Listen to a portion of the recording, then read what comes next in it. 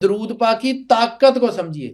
آپ نے کیا اللہم صلی اللہ محمد و علی محمد، یا آپ نے رسالت مآب سرور انبیاء صلی اللہ علیہ وسلم کی بارگاہ میں سلام پیش کیا. آپ نے تو اپنی اوقات حیثیت نور کے ساتھ سلام پیش کیا ہے نا، ادھر سے جواب آ گیا.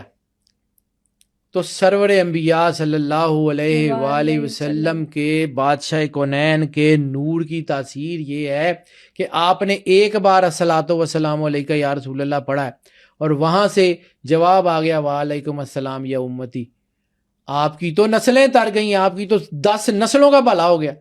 آپ کی تو نسلوں میں وہ نور اتنا آ جائے گا کہ آپ کی نسلوں میں کوئی کافر نہیں رہے گا. کوئی شک نہیں. اس نور کی، اس لا آف اٹریکشن کی تاثیر کو سمجھیے.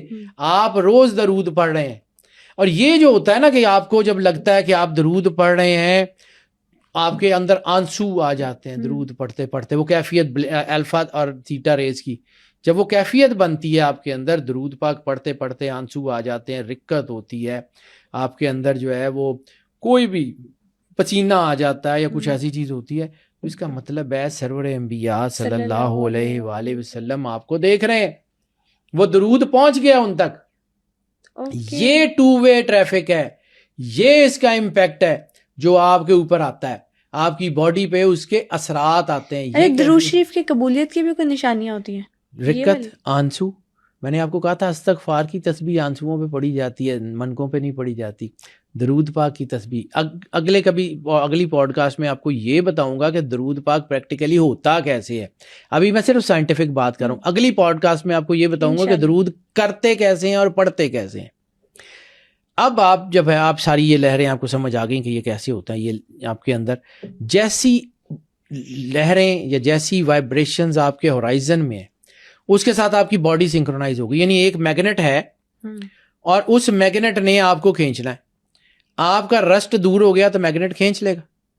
آپ اس میگنیٹ کی اس کے جو ہے نا وہ فیلڈ کے اندر آ گئے تو اس نے آپ کو لے جانا ہے. تو اللہ کے ساتھ جڑ گئے تو اللہ آپ کو لے کے کہاں جائے گا؟ آپ کو آئیڈیا ہے؟ اگر آپ سرور انبیاء صلی اللہ علیہ وآلہ وسلم کی ذات سے جڑ گئے، جیسے علامہ صاحب نے کہا تھا بے مصطفیٰ بے رسان خیشرا کہ دین ہماؤست، اگر بے او نہ رسیدی تمام بولا حبیث، کہ اگر کر سکتے ہو تو اپنے آپ کو سرور انبیاء صلی اللہ علیہ وآلہ وسلم کی بارگاہ تک پہنچا دو. دین صرف اور صرف سرور انبیاء صلی اللہ علیہ وآلہ وسلم کی ذات ہے. اگر وہاں تک نہیں پہنچے نا تو جو کچھ بھی کرتے ہو سب ابو لہبی ہے. رسالت مآب کے بغیر عبادت کا کانسیپٹ ہی نہیں ہے.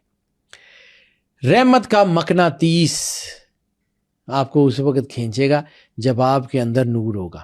اللہ کو سب سے زیادہ اٹریکشن کس کی طرف ہے؟ سرور انبیاء صلی اللہ علیہ وسلم، محبوب الہی ہیں. اللہ نے سب کچھ لولا ما خلقت الافلاق سرکار کے لیے، ایک ایک چیز سرکار کے لیے. تو پھر اگر آپ کے اندر سرکار کا نور ہے تو بیٹا میں نے آپ کو کہا ہے کہ میں 20 سال سے یہ کام کر رہا ہوں. یہ وہ چیز ہے جو کر کے دیکھیے گا پریکٹیکلی. یہ جتنے لوگ سن رہے ہیں کر کے دیکھیے گا. درود پاک کرتا کیا ہے؟ میں اللہ کو حاضر ناظر جان کے کہہ رہا ہوں، اللہ کو حاضر ناظر جان کے کہہ رہا ہوں. میں نے اپنی زندگی میں تقدیریں بدلتی ہوئی دیکھی ہیں. میں نے اپنی زندگی میں غیب سے رزق کے دروازے کھلتے ہوئے دیکھے ہیں بہت سارے لوگوں کے، صرف اس درود پاک سے. سبحان اللہ. میں نے سینکڑوں ہزاروں تجربات جو ہے نا وہ میری زندگی سے گزرے ہیں. یہ میری زندگی کی فرسٹ ہینڈ نالج ہے.